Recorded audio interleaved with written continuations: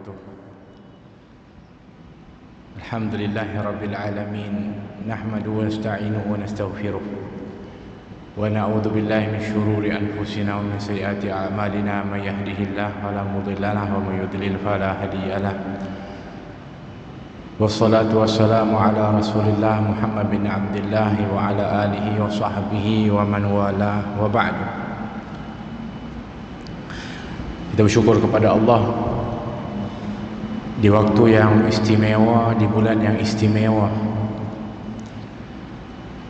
kita melaksanakan satu peringatan yang istimewa, khususnya pada hari ini.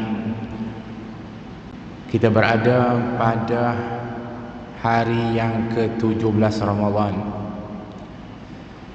yang sudah tentulah setiap detik, saat, waktu, hari kita berada dalam Ramadan ini adalah merupakan keberuntungan bagi orang-orang yang beriman, dan satu kerugian kepada orang-orang munafik dan orang-orang yang menzalimi kepada diri mereka sendiri.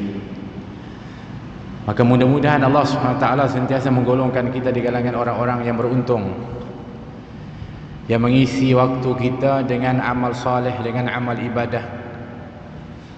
Tidak ada satu waktu pun yang disia-siakan, sentiasa terisi walaupun dengan sebatas zikir, supaya setiap detik waktu yang mempunyai kurnia berbanding daripada bulan yang lain ini kita perolehi secara maksimum. Nabi SAW bersabda, "Inna fi ayyami dahrikum la nafahat ala fata'arradu laha." Sesungguhnya pada hari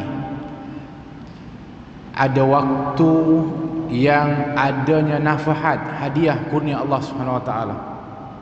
Maknanya ada waktu yang Allah tawarkan kurnianya. Apa yang mesti dibuat? Nabi kata, "Ala fata'arradu laha," maka hendaklah kamu berusaha untuk mencari dan mendapatkannya. Itu pada hari-hari yang biasa. Pada Ramadan setiap detiknya ada kurnia Allah Subhanahu Wa Taala, ada nafahat, mawahib wal atiyat dari Allah Subhanahu Wa Taala setiap detik dan waktu. Bagaimana kita tahu? Kerana Nabi SAW bersabda, "Idza dakhala Ramadan futihat abwabus sama."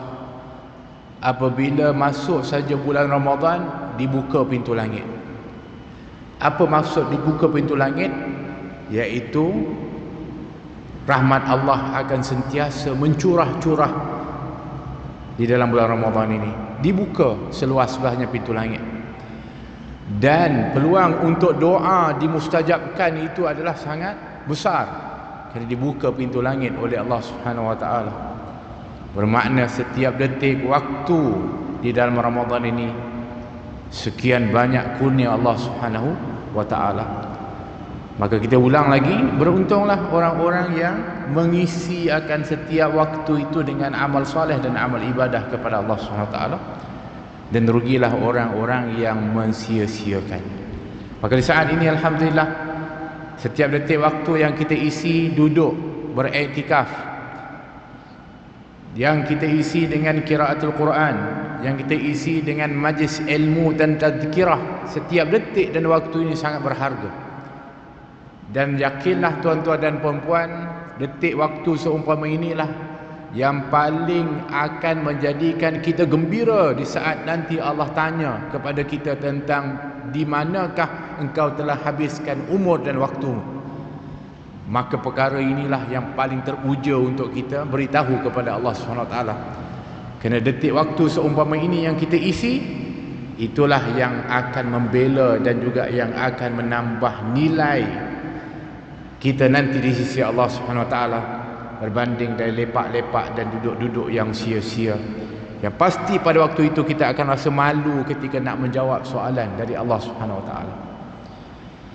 Oleh kerana itu, tuan-tuan dan puan-puan, nikmat seumpama ini kita kena syukur banyak-banyak. Kenapa kita kena syukur? Kerana itu nikmat yang besar dari Allah. Yang keduanya kerana supaya dengan syukur itu bukan hanya kita akan dikekalkan dengan kebaikan seumpama ini, bahkan ditambah oleh Allah, sebagaimana yang Allah berjanji, la in syakartum la azidannakum, sekiranya kamu bersyukur maka aku, kata Allah Subhanahu Wa Taala, pasti akan tambah akan nikmat itu.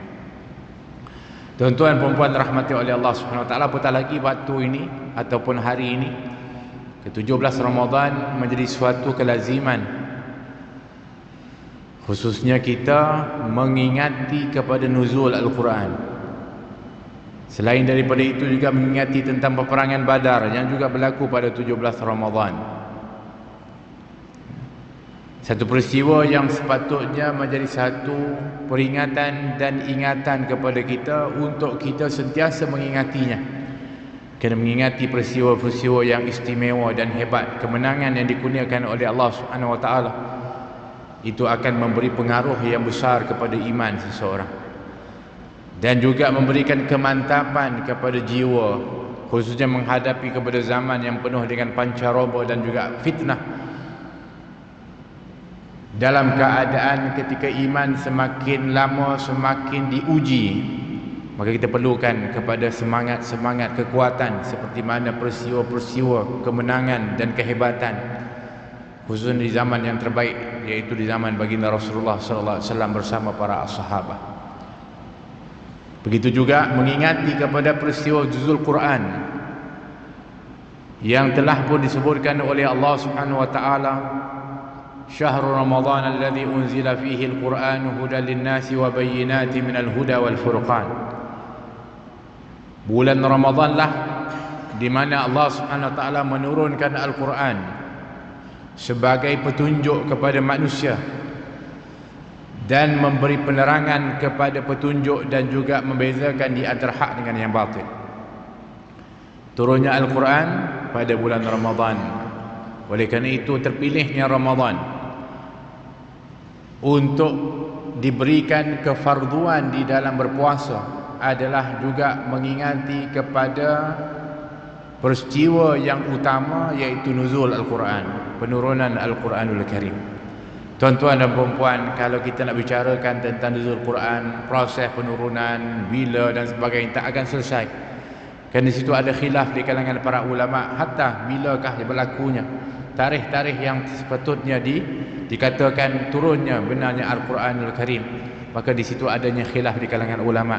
Maka itu sebenarnya adalah merupakan daripada perkara yang ianya sudah menjadi kelaziman, yakni perbezaan-perbezaan, kajian-kajian. Tetapi yang kita ingin untuk ambil adalah intipati daripada peristiwa tersebut, iaitu nuzul Al-Quran. Apabila kita sebutkan turun Al-Quran, kita ingin untuk ianya lebih relate dan dekat dengan kita.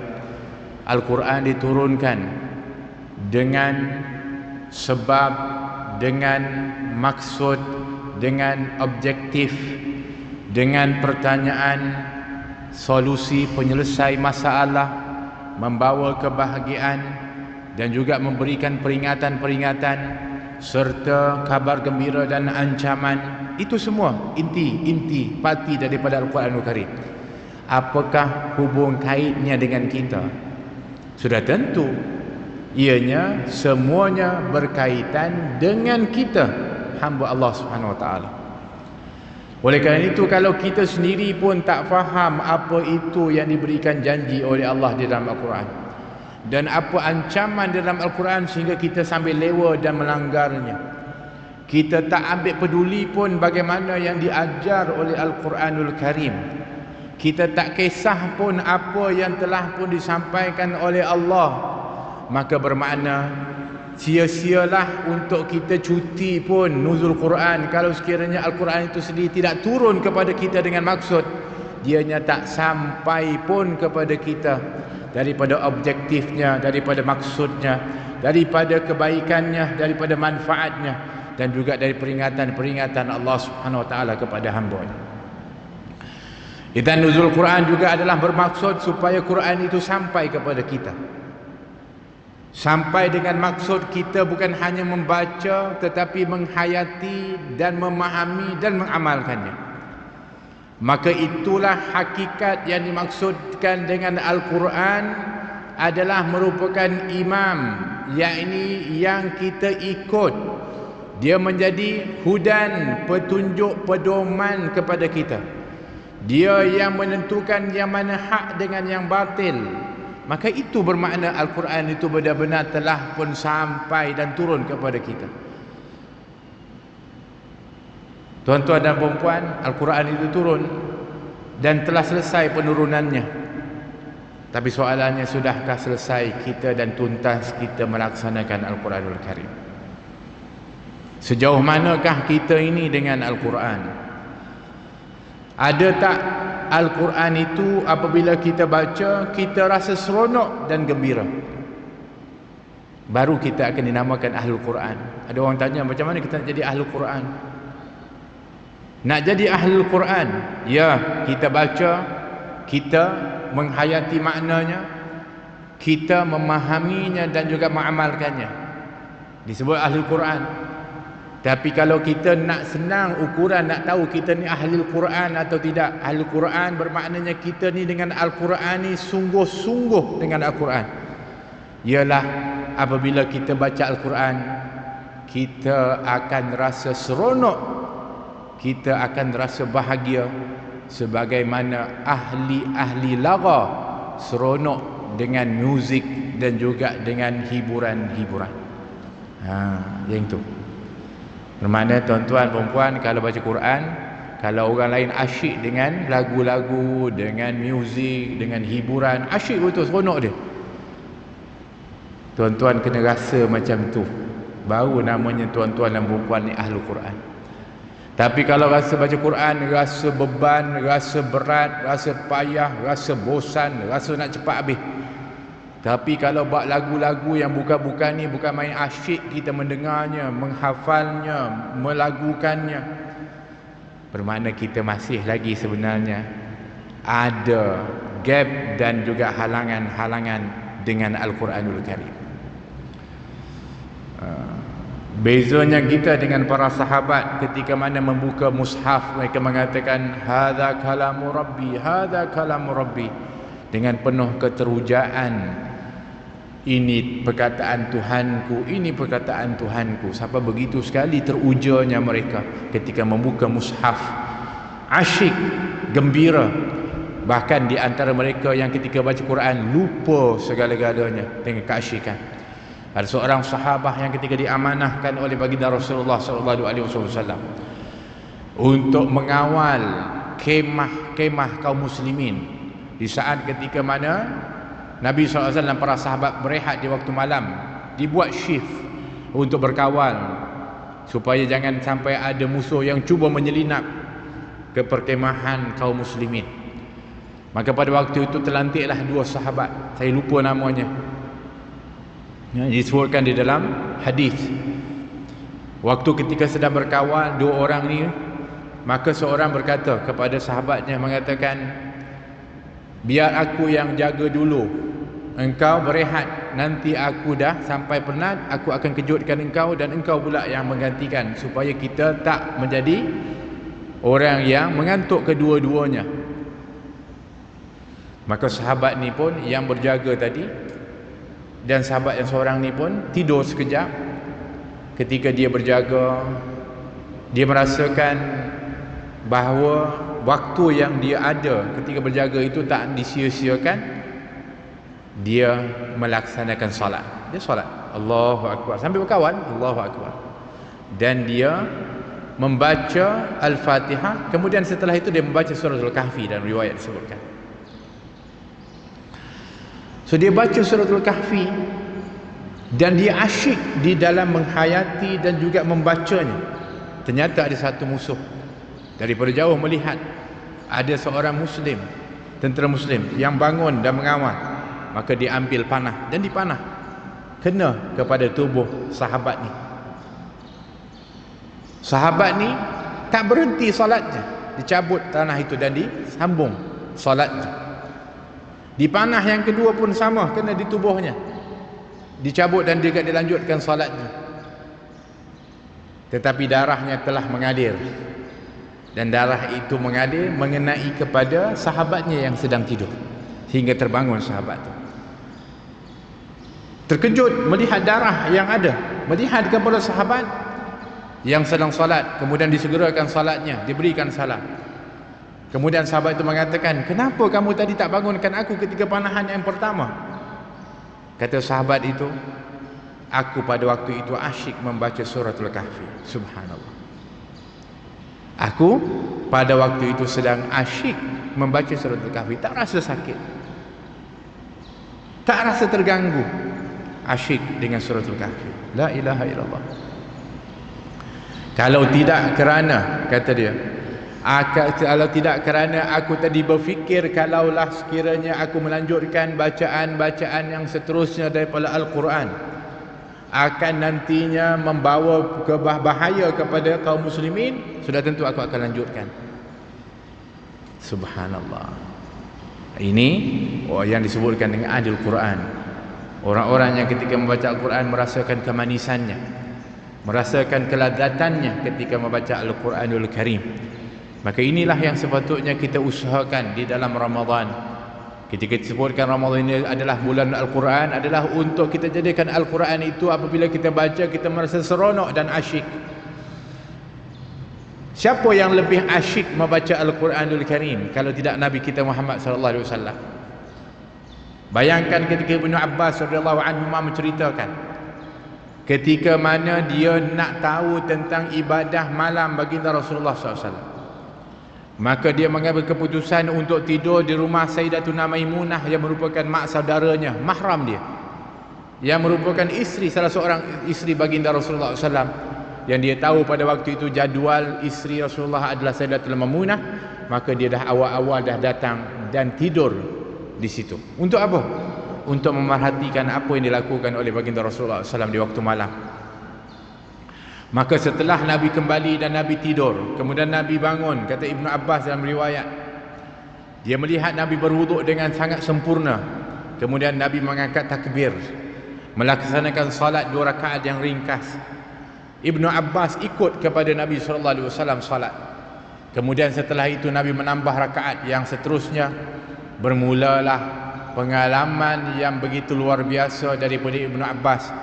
Sampai-sampai pengalaman itu, kata Ibnu Abbas radhiyallahu anhuma, adalah pengalaman yang tak dapat dia lupakan. Kenapa?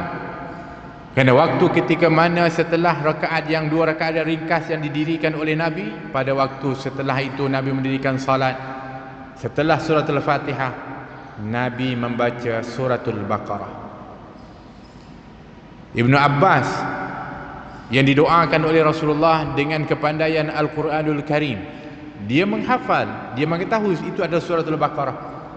Dia tahu bahawa surah yang paling panjang adalah suratul Baqarah, tapi dia bersangka dengan mungkin Rasulullah hanya akan membaca 100 ayat. Tapi setelah berlalu 100 ayat, Nabi menambahnya.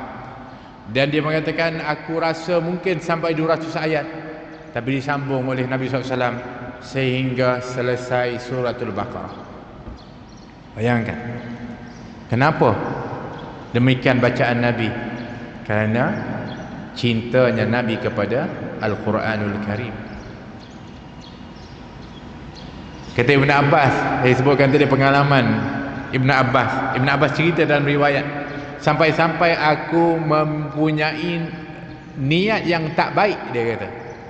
Ketika aku ikut Nabi solat tu, Nabi baca surah Al-Baqarah, aku menyangka 100 ayat. Kemudian Nabi sambung, aku ingat 200, akhir surah Al-Baqarah. Kemudian dia rukuknya sama panjang dengan qiyamnya. Kemudian Nabi tidak, dan Nabi sujudnya sama dengan rukuknya, panjang. Salat baginda Rasulullah SAW. Kata Ibnu Abbas, sehingga aku mempunyai niat yang kurang baik. Apa niat yang kurang baik? Iaitu kalau boleh dia nak mufaraqah dan berhenti salat. Masya Allah. Ya, Ibn Abbas pada waktu itu umurnya berapa tahun? Sebenarnya masih muda, masih kanak-kanak. Kenapa Nabi demikian? Bacaan Nabi SAW begitu panjang. Setelahnya dibaca surah An-Nisa, disebutkan riwayat surah yang panjang-panjang. Kenapa? Kerana keasyikan Nabi SAW membaca Al-Quran. Kerana keterujaan Nabi membaca Al-Quran. Sebab tu kita tahu dalam Ramadan ini Jibril akan turun setiap hari bertemu dengan Rasulullah SAW untuk Nabi bertadarus dengan Jibril sampai di akhir umur Nabi. Kata Nabi, Jibril bukan sekali turun setiap hari tapi 2 kali. Maksudnya apa? Semakin di penghujung umur semakin banyak bacaan Al-Quran baginda Rasulullah SAW. Kita macam mana? Kenapa tak baca Quran? Dah tua kita kata. Kenapa tak lama sangat, sikit je baca Quran? Dah tua. Tak, Nabi semakin di penghujung umurnya semakin banyak membaca Al-Quranul Karim. Itu disebutkan dalam hadis. Sehingga Nabi mengatakan, aku mendapat faham bahawa ketika Jibril turun kepada aku 2 kali pada tahun itu, maka bermakna ajalku dah tak lama dah, kata Nabi SAW. Bermakna kita ni kena standby banyak-banyak baca Quran sebab ajal kita semakin dekat. Tuan-tuan dan puan. Jadi dalam peringatan nuzul Quran ni ada beberapa pengajaran yang mungkin kita boleh ambil sedikit sebagai amalan kepada kita. Kita ambil, kalau kita nak ceritakan tentang intibati Al-Quranul Karim, sudah tentu memang waktu kita tak cukup pun. Cukup dengan beberapa daripada pengajaran, hatta dari susunan surah-surahnya mempunyai pengajaran. Contoh yang kita boleh untuk ambil daripada pengajaran adalah dari susunan surahnya, bermula dari suratul Fatihah yang disebutkan dengan Ummul Quran, Sab'ul Masani. Al-Fatihah diambil daripada perkataan fatah, pembukaan, iaitu kita ambil pengajaran daripada Al-Quran. Setiap sesuatu yang kita nak buat mesti ada pembukaannya. Dan seafdal-afdal pembukaan itu adalah dengan membaca Bismillahirrahmanirrahim dan mengucapkan hamdalah. Kan Al-Fatihah, Bismillahirrahmanirrahim, Alhamdulillahirrabbilalamin. Itu sebaik-baik daripada permulaan amal. Setiap kita nak bermula sesuatu, baca Bismillah. Dan setelah selesai sesuatu, ucapkan Alhamdulillah. Ambil pengajaran daripada Al-Quranul Karim. Secara tak langsung diajarkan kepada kita. Dan Al-Fatihah sendiri pun sepatutnya menjadi satu rutin bacaan kita di dalam memulakan kepada sesuatu dengan suratul Fatihah. Kerana suratul Fatihah adalah merupakan surah yang paling a'zam, yang paling agung. Kata Nabi SAW, ketika Allah turunkan Zabur, Injil, Taurat dan Injil, ya, yang itu semuanya kalamullah, pasti semuanya indah, semuanya hebat. Kerana setiap yang ada nisbah kepada Allah SWT, apatah lagi kalamnya, mempunyai kehebatan-kehebatan. Akan tetapi tak ada yang dapat menandingi suratul Fatihah, kata baginda Rasulullah SAW. Masya Allah, tabarakallah. Oleh kerana itu Al-Fatihah kita jadikan amalan. Nak mula sesuatu, baca Al-Fatihah. Hatta ketika mana kita sakit pun kita baca Al-Fatihah. Kalau ada orang minta kita doa, kita baca Al-Fatihah. Kerana Nabi sendiri mengiktiraf surat Al-Fatihah itu sebagai ruqyah, jampi. Jadi kalau ada orang minta doa, saya ni tak sihat, kita letakkan tangan kita, baik itu di tempat sakit dia, dan kita baca Al-Fatihah dengan niat syifa. Kerana itu telah pun jelas riwayat ketika mana Abu Sa'id Al-Khudri radhiyallahu anhu, yang telah pun menggunakan surat Al-Fatihah untuk mengubati satu pemimpin kaum yang asalnya sombong, tak mahu untuk jamu dan menolong kepada kaum muslimin yang sedang dalam musafir. Tapi ketika dia disengat dengan binatang bisa, maka Abu Sa'id Al-Khudri gunakan baca Al-Fatihah sehingga dia diberikan 30 ekor kambing sebagai upah. Bayangkan, dia dapat 30 kambing, punyalah apa namanya, memahami bahawa penyakit yang dialami oleh ketua tu, disengat tu, adalah satu yang mustahil untuk sembuh. Tapi kerana dia baca Al-Fatihah, kemudian dia ruqyah, sembuh seketika itu juga. Bawa balik 30 ekor dengan sahabat. Jumpa Nabi SAW, ya Rasulullah, kambing mana kamu dapat ni? Kami dapat daripada ruqyah, jampi. Kata Nabi, dengan apa kamu jampi? Dengan surah Al-Fatihah. Kata Nabi SAW, sesungguhnya surah Al-Fatihah itu surah jampi, kata Nabi SAW. Maka bagaimana Rasulullah kami ambil upah ni? 30 ekor. Kata Nabi SAW, sebelih dan makanlah, dan jangan lupa ajak aku sama, kata baginda Rasulullah SAW. Jadikan amalan surah Al-Fatihah. Buka setiap satu dengan surah Al-Fatihah. Tuan-tuan dan puan, kemudian kita tengok dalam Al-Quran permulaan ayat dalam surah Al-Baqarah, Allah SWT menyebutkan Alif Lam Mim dzalikal kitabu la raiba fihi hudal lil muttaqin. Ini Al-Quran. Tengok dimulakan, ini Al-Quran adalah merupakan kitab yang tidak ada keraguan di dalamnya, petunjuk kepada orang yang bertakwa. So dimulakan dalam surah Al-Baqarah itu adalah supaya kita buka Al-Quran dengan yakin. Bukan kita buka tu macam buka buku-buku, cerpen ataupun novel yang direka, tak. Bukalah Al-Quran nak baca dengan yakin. Kerana dengan yakin itulah membuahkan amal. Sekian banyak dalam Al-Quran perintah, sekian banyak dalam Al-Quran larangan, sekian banyak dalam Al-Quran anjuran. Tapi apabila kita buka dan baca, berapa banyak yang kita amalkan daripada apa yang kita baca? Bergantung sejauh mana keyakinan kita. Betul? Yalah, kalau kita buka satu magazine majalah tu, dia buka, oh ada iklan, tengok macam menarik je.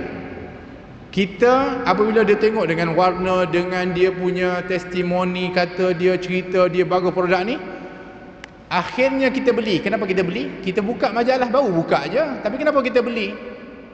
Atau kita hari ni tak payah majalah lah, hari ni kita buka apa? Laman web, kita buka Shopee contoh. Kenapa yang kita beli? Sebab kita yakin, kita percaya dengan produk tu, kita beli. Tapi kenapa kita buka Al-Quranul Karim, kita tak amal? Kenapa kita tak buat? Kerana kita tak berapa yakin. Kita tak berapa yakin. Kalau kita yakin, pasti kita buat. Kalau kita yakin, pasti kita akan amalkan. Sebab tu ketika mana Al-Quran beritahu kat kita, dzalikal kitabu la raiba fihi, ini Al-Quran adalah kitab yang tak ada keraguan, kamu kena yakin. Hudan lil muttaqin, dianya petunjuk kepada orang-orang yang bertakwa. Siapa orang yang bertakwa?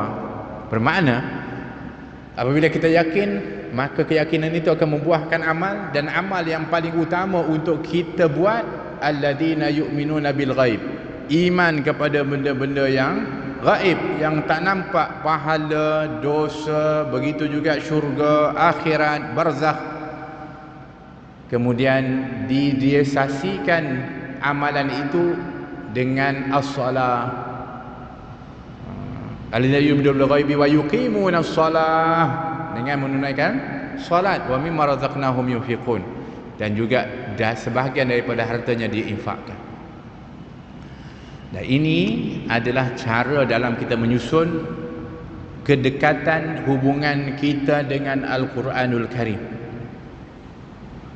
Kerana susunan Al-Quran ini adalah merupakan susunan dari Allah SWT. Sebab itu apabila kita sebutkan turunnya Al-Quran dari Lauh Mahfuz ke Baitul Izzah di samai dunia, diturunkan sekaligus oleh Allah SWT, 30 juzuk, 114 surah diturunkan oleh Allah, yang mana susunannya seperti mana susunan yang kita ada sekarang ini. Walaupun ketika turun kepada Nabi adalah bersusunan yang berbeza-beza, bermula dengan surah Al-Alaq, iaitu 5 ayat daripada Iqra. Kemudian setelah itu surah Al-Muzammil atau Mudaththir. Kemudian setelah itu daripada surah-surah ataupun ayat-ayat yang lain. Tapi ternyata sebenarnya Quran itu telah disusun oleh Allah SWT sejak azali lagi. Kemudian diturunkan ke Baitul Izzah, kemudian barulah diturunkan secara peringkat-peringkat kepada baginda Rasulullah SAW ala hasbil waqa'i, atas keadaan-keadaan, keperluan-keperluan yang tertentu, sehingga sempurnalah selama 22 tahun, 22 bulan, 22 hari turun kepada baginda Rasulullah sallallahu alaihi wasallam, sehingga lengkap dan sempurnalah Al-Quran yang ada bersama dengan kita di saat ini. Tuan-tuan dan puan rahmati oleh Allah Subhanahu wa taala, maka dengan peringatan-peringatan seumpama ini, sepatutnya menjadi sebab kepada kita ini semakin dekat dengan Al-Quran, semakin kasih kepada Al-Quran, semakin yakin kepada Al-Quranul Karim, sehingga apa saja yang bertentangan dengan Al-Quran kita tolak. Wa halallahu bai'a wa harrama riba. Allah berfirman, Allah menghalalkan jual beli dan mengharamkan riba. Tapi ada orang kata ni pakai ekonomi cakap, oh kita kena ada riba baru kita boleh, ekonomi kita boleh jalan, kita boleh hidup, barulah. Mana yang kita nak pegang, Al-Quran ke pakai ekonomi? Tak, Al-Quranul Karim. Dzalikal kitabul la raiba fihi. Ini kitab yang tak ada keraguan, yang diturunkan oleh Allah Subhanahu wa taala. Tuan-tuan dan rahmati oleh Allah, ya sudah azan kita sampai waktu azan.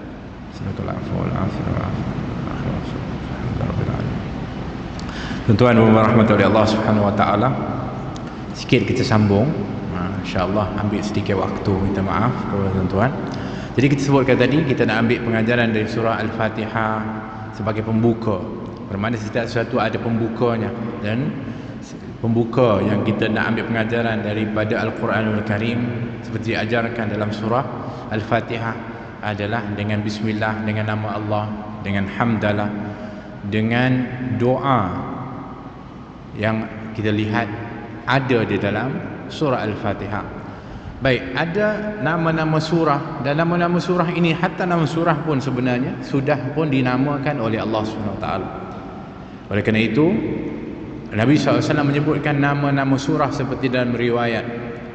Jadi kita nak ambil pengajaran, nama surah saja mempunyai pengajaran supaya kita relatekan dalam penghayatan kita kepada nuzul Al-Quran.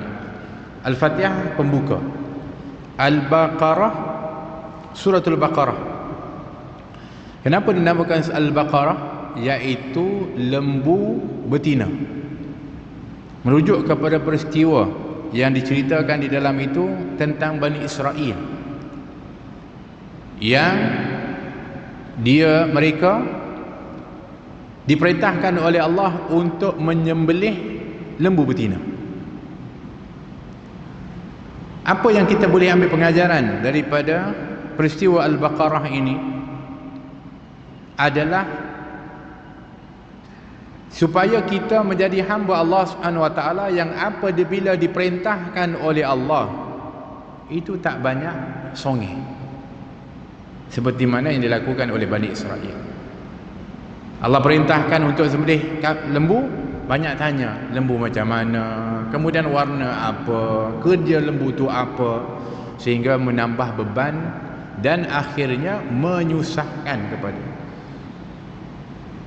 Itu kita nak ambil dalam kehidupan kita ni. Kalau sudah perintah Allah Subhanahu wa taala, laksanakan. Kalau sudah dilarang oleh Allah Subhanahu wa taala, tinggalkan.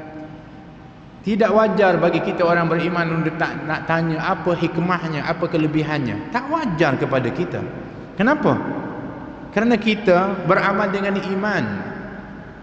Tinggalkan hikmah itu untuk orang-orang yang kurang imannya atau orang yang tak beriman. Adapun kita beriman, sami'na wa ata'na. Tapi pasti ada hikmahnya. Itu yakinnya kita. Tapi kalau nak buat baru tak tanya dulu hikmahnya, bermakna kita ada masalah iman. Seperti mana Bani Israel ketika diperintahkan oleh Allah, banyak tanyanya, banyak songehnya, sehingga menyusahkan. Kemudian daripada setelah surah Al-Baqarah, surah Ali Imran. Apa maksud Ali Imran? Ali maknanya keluarga Imran. Bermakna awal pertama yang utama kepada kita sebagai hamba adalah kita kena jaga betul hubungan kita dengan Allah dan taat kepada Allah. Yang keduanya adalah menjaga hubungan kekeluargaan. Tuan-tuan, puan-puan, hari ini yang paling banyak mencabar kehidupan manusia adalah hubungan kekeluargaannya. Tuan-tuan dan puan-puan, jangan ingat, tuan-tuan puan-puan solat, melakukan ibadat, melakukan taat kepada Allah, tapi putus silaturahim, maka tak ada apa pun nilai amal ibadah tuan-tuan. Kata Nabi SAW ketika menceritakan tentang silaturahim, kata Nabi, ar-rahim mu'allaqatun bil arsh.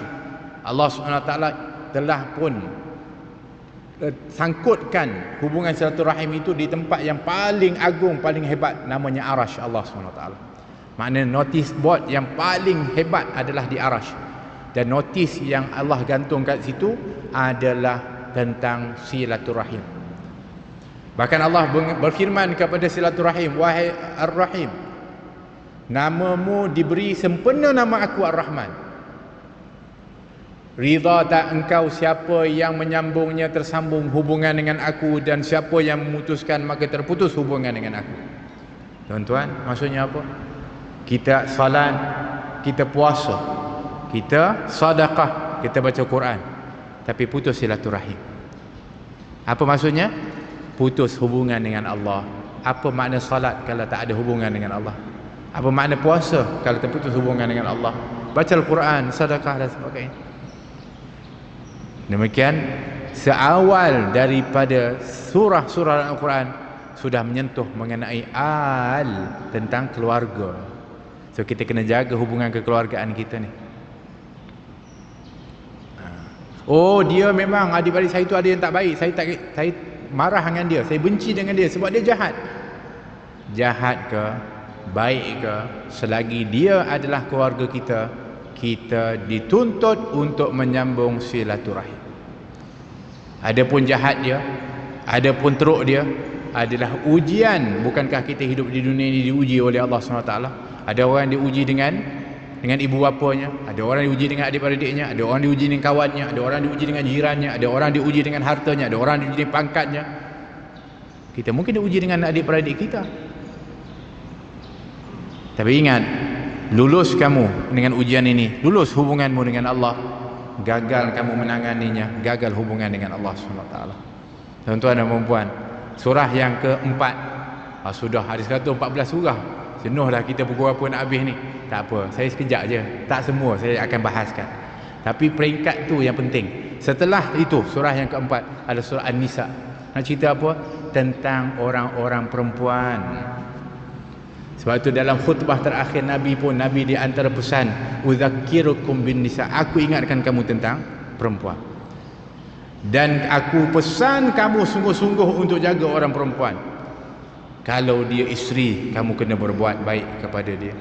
Kalau dia anak, kamu kena jaga sungguh-sungguh anak kamu. Kalau dia ibu, jaga perasaannya. Demikian Islam memuliakan kepada Al-Quran, kepada perempuan. Bermakna orang perempuan itu menjadi keutamaan untuk kita berikan perhatian, khususnya orang lelaki. Sebab itu diletakkan dianya di awal-awal surah di dalam Al-Quran, untuk supaya kita menitik beratkan daripada hak-hak perempuan yang mesti diberikan dengan sebaik-baiknya. Jadi wahai suami, kata Nabi SAW, khairukum li ahli wa ana khairukum li ahli.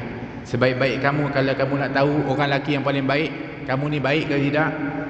Kalau kita kata dia ni orang orang yang paling bagus dan sebagainya, bukan banyak sedekahnya, bukan dengan banyak di masjid solatnya, bukan dianya boleh azan jadi imamnya, minta maaf, tapi ukurannya adalah sejauh mana dia baik terhadap isterinya. La ilaha illallah. Mungkin dia imam, mungkin dia ustaz, mungkin dia ahli ibadat, mungkin dia ahli sedekah, tapi dia tak baik kepada isterinya. Tak baik dia. Ukuran baik, kata Nabi, adalah sebaik mana dia melayan dan menangani kepada isterinya, menguruskan kepada isterinya dan keluarga. Tuan-tuan rahmati oleh Allah, yang kelima adalah surah Al-Ma'idah. Nak beritahu kepada Al-Ma'idah apa? Tentang makanan. Nak cerita kata kita kena jaga sumber makanan kita ni. Nak jaga sumber makanan daripada sumber yang halal. Dan halal itu ada dua keadaan, baik zat ataupun daripada sumber. Zat maksudnya ialah khinzir haram, arak haram, yang najis haram. Itu zat yang haram. Berapa ramai orang yang memang dia tak makan khinzir. Kenapa tak makan khinzir? Haram. Kenapa tak minum arak? Haram. Tapi sumbernya haram. Apa sumber yang haram? Daripada rasuah, daripada zalim kepada orang, rampas hak orang lain, makan harta daripada secara batil. Ni kita nak berbuka puasa, pastikan dari sumber yang halal. Kerana kalau kamu berbuka daripada yang haram, maka akan pasti menjejaskan puasamu dan nilaimu di dalam Ramadan ini. Kalau ada yang terbuat dan terbuat yang haram, maka pastikan dianya dipulangkan balik kepada haknya. Suratul Maidah tentang sumber makanan. Puan-puan dulu, orang perempuan zaman dulu, ketika suami dia nak keluar kerja, selalu dia pesan kepada suami dia. Ini cerita dalam kitab. Pesanan dia lebih kurang sama di antara isteri yang lain. Apa dia? Abang, jaga diri baik-baik, kerja dengan amanah, carilah rezeki yang halal. Itu pesanan isteri ya. Kalau dia nak lepaskan suami dia pergi kerja, dia kata apa? Pastikan abang nanti balik, cari sumber betul-betul yang halal, bawa yang halal. Kalau abang bawa nanti balik kerana nak cari yang halal tu susah dapat sedikit, kami akan mampu insya-Allah sabar. Kata ni orang perempuan zaman dulu ni. Tapi kalau abang bawa daripada yang banyak-banyak tapi yang haram, kami tak mampu sabar menanggung api neraka Allah. Itu orang perempuan zaman dulu. Zaman sekarang, bang tolonglah bawa banyak-banyak, tak kisahlah macam mana pun. Bukan kat sini lah, orang tempat lain. La haula wala quwata illa billah. Hari ini ukurannya berapa banyak suami dia boleh bagi material kemewahan. Bukan itu ukurannya, tetapi halal, tetapi taibah, iaitu yang baik, yang halal, yang taib. Ini yang sepatutnya dititik beratkan. Kerana itu Al-Quran letakkan di awal-awal surah itu tentang suratul Maidah, kemudian surah Al-An'am, kemudian surah Al-A'raf, yang insya-Allah nanti kita akan sambung kalau ada rezeki lagi kita bersama. Saya rasa sedikit sebanyak daripada awal itu pun sudah membawa satu kesan yang besar untuk kita, sama ada meneruskan atau memperbaiki daripada apa-apa yang telah kita sebutkan itu. Sehingga insya-Allah kalau betul-betul kita menghayati tentang juzuk Al-Quran dan kebersamaan kita dengan Al-Quran, insya-Allah kehidupan kita akan bahagia, kehidupan kita akan harmoni, bahkan bukan hanya di dunia tetapi juga di akhirat insya-Allah.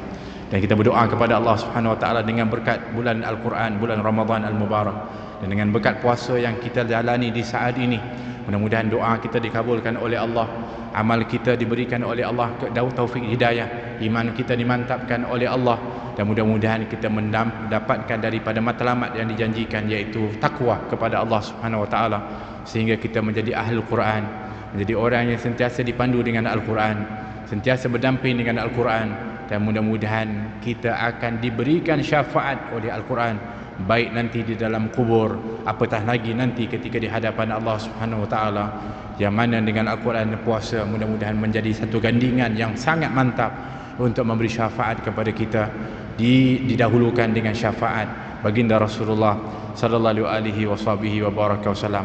Allahumma inna nas'aluka ridhaka wal jannah wa na'udzubika min sakhatika wan nar. Allahumma innaka afuwun karimun tuhibbul afwa fa'fu 'anna. Allahumma farikal furqan wa munzilal Qur'an bil hikmati wal bayan. Barikillahumma lana fi syahri Ramadan. Barikillahumma lana fi syahri Ramadan. Barikillahumma lana fi syahri Ramadan. Rabbana atina fid dunya hasanah fil akhirati hasanah wa qina adzaban nar. Wa sallallahu alaihi wasallam Muhammad wa ala alihi wasallam. Walhamdulillahi rabbil alamin. Wal afu minkum. Wassalamu alaikum warahmatullahi wabarakatuh.